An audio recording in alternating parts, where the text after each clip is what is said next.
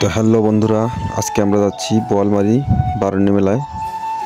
তো বারুণী মেলায় গিয়ে আমরা সব কিছু দেখার চেষ্টা করব, আপনারা সাথে থাকুন। দেখতে দেখতে আমরা চলে আসলাম দেবীগঞ্জ।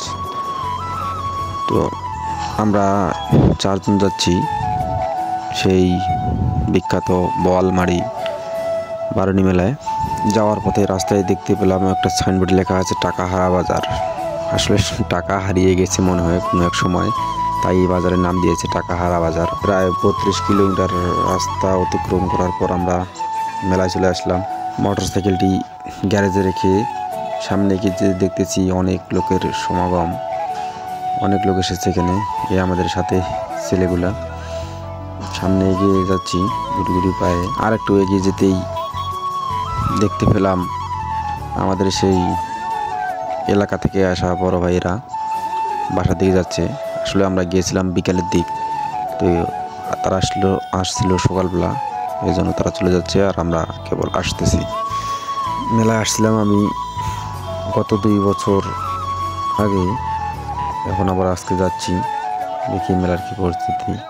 তো মোটামুটি লোক ভালোই দেখতেছি। নদীর ধারে এই জায়গাগুলোতে সকালবেলা স্নান হয়। আমরা তো প্রায় দুপুরবেলা চলে আসলাম, তাই অত ভিড় নেই এখানে। আগে যখন আসছিলাম তখন দেখছি এখানে অনেক ভিড় থাকতো সকালবেলা। তাই মনোরম পরিবেশে যাচ্ছি মেলার দিকে। আপনারাও সাথে থাকুন, সবাই মিলে মেলা একটু দেখি।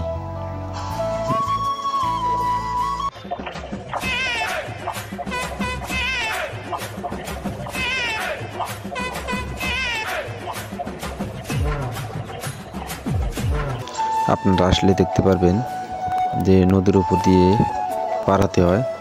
ওইদিকে যারা আছে তারা তো নদী পার হতে হয় না, কিন্তু আমাদের এদিক থেকে যাইলে আর কি নদী পার হতে হয়। এখন আমরা নদী পার হচ্ছি। নদী পার হওয়ার পথেই একটু নিজে ক্যামেরা বন্দি হলাম। আসলে অনেক রোদের মধ্যে অবস্থাটা একবারে খারাপ। নদী পার হয়ে মেলাতে ঢুকেই আমরা সর্বপ্রথম চলে গেলাম মন্দিরের আশপাশ দেখতেছি অনেক লোক। তো সেখানে সবাই প্রণাম করে এখন ভাবতেছি কোন দিক যাওয়া যায়। তো ভাবতেই আমরা একদিক থেকে শুরু করলাম। দেখলাম আমরা ঠাকুর, তারপরে ফুল দেখি আর মানলো না, তাই কিছু ফুল সংগ্রহ করে নিলাম। আসলে এগুলো অনেক ভালো লাগে দেখতে।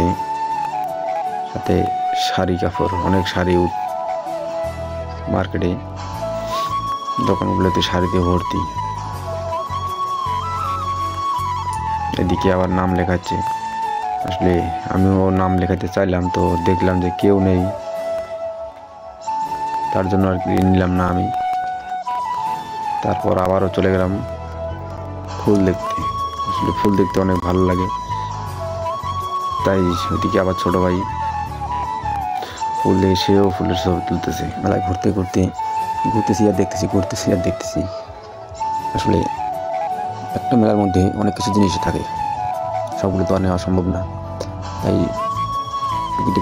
কিছু জিনিস নিয়ে আসলাম। ভাই টেডি দেখতেছি। আসলে ভাই টেডি তো আমার বাড়িতে আছে বড়, তারপরে দেখতেছি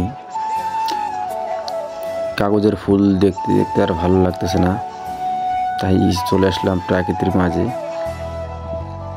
অনেক সুন্দর দেখাচ্ছে গাছে ফুলগুলো, তাই ফুলগুলো দেখে একসময় ক্লান্ত হয়ে চলে গেলাম আমরা চা বাগানের দিকে।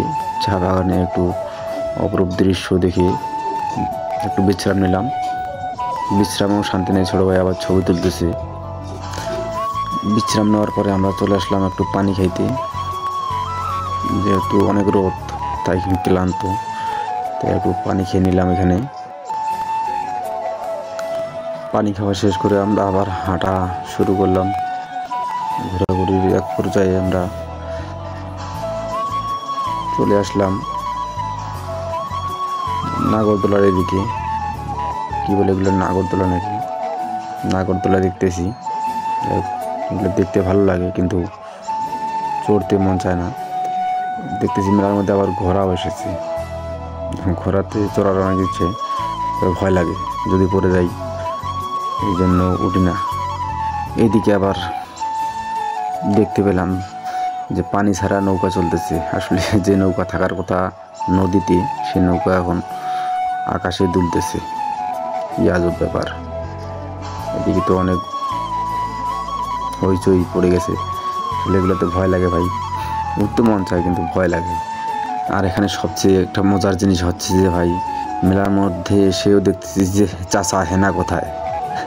আসলে চাচা হেনা কোথায়, আবার লিখছে যে চাচা বাড়িঘর এত সাজানো কেন। কি একটা মজার বিষয়। এই সব দেখতে না দেখতেই দেখতেছি এইদিকে হেনা, ওই হেনা আবার এখানে নাচতেছে। হায় রে ভাই, চাচা বাড়িঘর সাজানো কেন, হেনা কোথায়? হেনা তো উপরে নাচতেছে। এসব অত্যাচার সহ্য করতে না পেরে চলে গেলাম ভূত দেখতে। আসলে ভূত দেখতে কীরকম হয় তাই দেখতে গেলাম। ভূত দেখে ভাই পুরাই ভয় পাইলাম। ভয় পাওয়ার পর চলে গেলাম মেলার বাইরে। মেলা আর থাকবো না, চলে যাব বাড়িতে। তাই বাড়ির দিকে রওনা দিলাম। বিকেল হয়েছে, বাড়ির দিকে চলে যাচ্ছি। এখন ছোট ভাইকে সামনে দিলাম যে তুমি যাও, আমি যাচ্ছি। আমি পিছনে পিছনে যাচ্ছি। মোবাইলটা আমার স্ট্যান্ডে বসাই একবারে চলে যাচ্ছে বাড়ির দিকে। তো মেলায় তো অনেক কিছু মিস পড়ে গেছে, সরাসরি দেখার মতো হয় না আসলে। তো যতটুকু পারছি আমি আপনাদের দেখাতে, এতটুকুই। তো আজকে এ পর্যন্ত, আবার আসবো নতুন কোনো জায়গায়, নতুন কোনো দৃশ্য নিয়ে। তো সবাই ভালো থাকবেন, সুস্থ থাকবেন।